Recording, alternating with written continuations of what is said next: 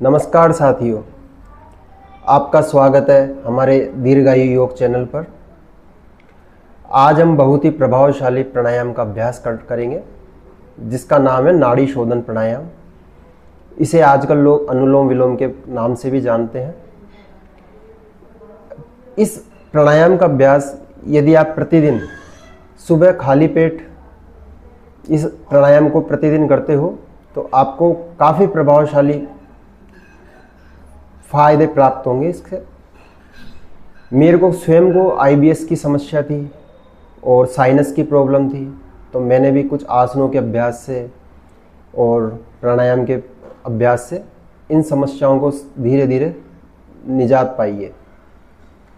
तो चलिए हम अनुलोम विलोम प्राणायाम का अभ्यास करते हैं।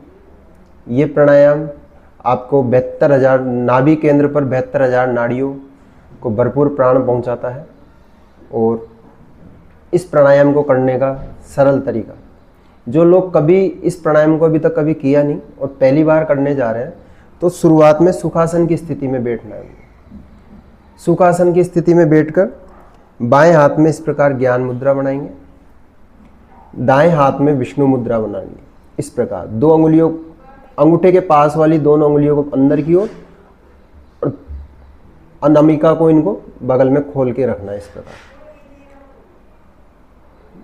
अंगूठे से दाएं नोज को बंद करेंगे और धीरे धीरे बाईं ओर से अपन को श्वास लेना है। शुरुआत में 4 काउंटिंग श्वास लेना है बाईं स्वर से और 4 ही काउंटिंग आपको वापस ही बाएं से छोड़ना है। कम से कम 10 से 15 बार इस प्रकार आपको अभ्यास करना है। फिर उसके बाद आपको दाईं ओर से भी धीरे धीरे 4 काउंटिंग श्वास लेना है और 4 काउंटिंग श्वास को छोड़ना है। 15-20 दिन तक आप इसी प्रकार आपको अभ्यास करना है। शुरुआत में मैं एक बार आपको करके दिखाता हूँ। इस प्रकार आपको विष्णु मुद्रा बनानी है। अंगूठे से दाईं नोज को अपन को बंद करना है। नाक को ज़्यादा जोर से दबाना भी नहीं है और ज़्यादा हल्का भी नहीं। अब धीरे धीरे आप बाएं स्वर से धीरे धीरे श्वास भरेंगे। जितना धीरे भर सकते हो उतना धीरे धीरे 4 काउंटिंग तक मन में आपको काउंटिंग करनी है।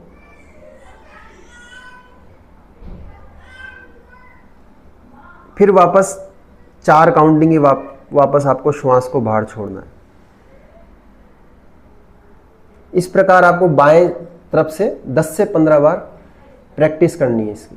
और फिर इसी प्रकार आपको दाईं ओर से, तो बाईं ओर को आपको अनामिका इन अंगुलियों से आपको नाक को, एक तरफ के नाक को बंद करेंगे और दाईं ओर से धीरे धीरे श्वास भरेंगे 4 काउंटिंग तक और 4 काउंटिंग वापस छोड़ना है आपको।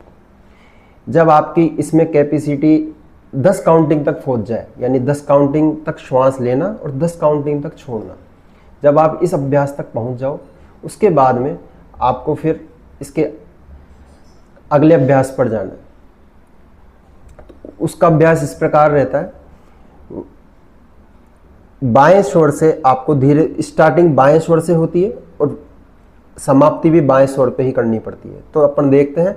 4 काउंटिंग मन में अपन धीरे धीरे श्वास भरेंगे। 1 2 3 4। नाक अपन को बंद करना है और फिर दाएं ओर से धीरे धीरे 4 काउंटिंग श्वास छोड़ना है। 1 2 3 4। फिर दाएं से वापस आपको श्वास को भरना है धीरे धीरे। 1 2 3 4। दाएं को बंद करेंगे, बाएं ओर से श्वास बाहर निकालेंगे। 1 2 3 4।